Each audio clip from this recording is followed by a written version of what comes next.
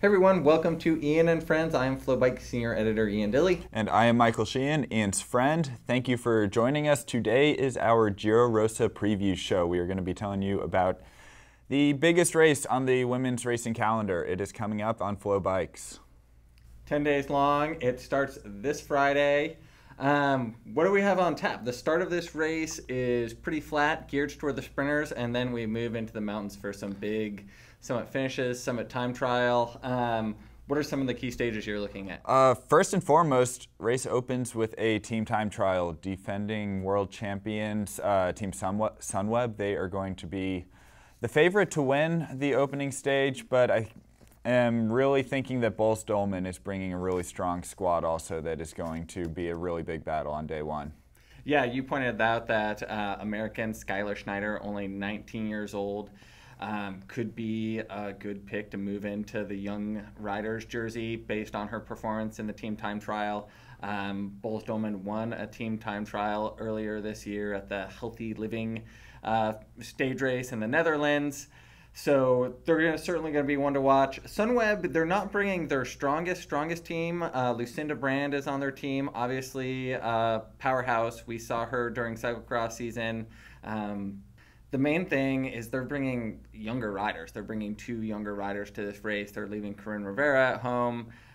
So it'll be interesting to see kind of how this team time trial plays out and how it sets it up for the rest of the race and moving into the mountains. Yeah, and you mentioned Skyler Snyder. She is a rider that I am so excited to see at this race.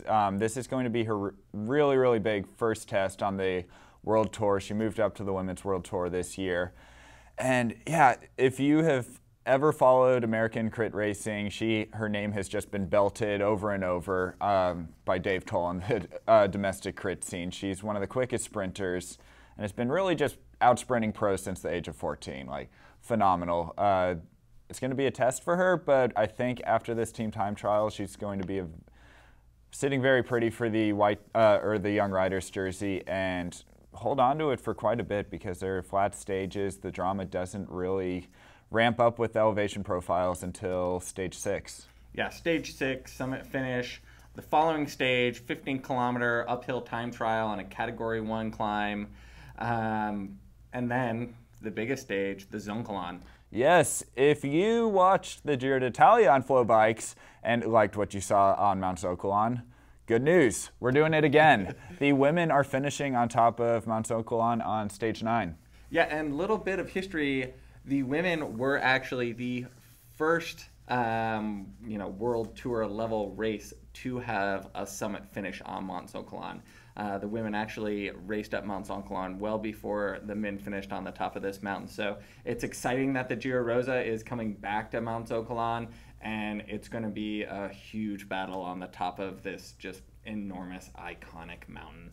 Yeah, so race has a bit of everything. First half, look for really exciting sprint finishes before we move into the mountains. Let's talk about some of the other riders that are going to be there.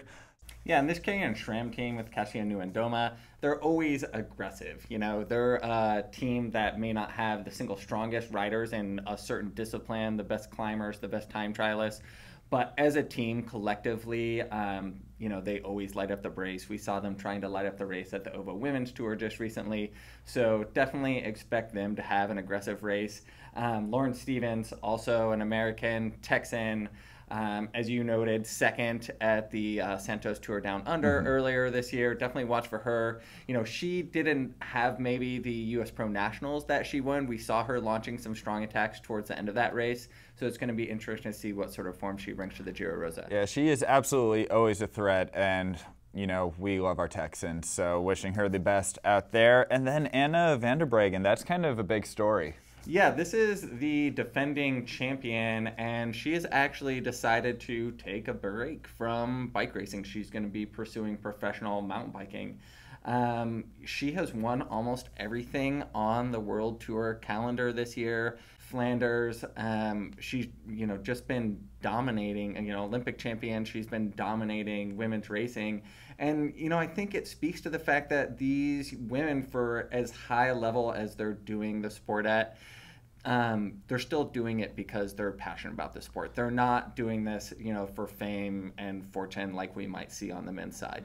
Yeah, like they say you really have to love cycling if you're going to do it as a profession, and it doesn't speak any truer than in the women's peloton. We were trying to figure out just one example, prize money. Giro Rosa last year, it was reported that the winner of the pink jersey at the end received 1,300 euros, which is 1% of what Tom Dumoulin made on the men's side. So, yeah, these women, they're not out there making their millions, but they are racing their hearts out. And if Evander Bragan wants to take a break and go race mountain bikes, good on her. And this really opened the door for my pick for this race, which is her countrywoman, Annemiek van Vleuten. Annemiek van Vleuten, is phenomenal. Won La Course last year. She almost won the Olympics until she, crashed into the side of the road horrifically at the bottom of the descent.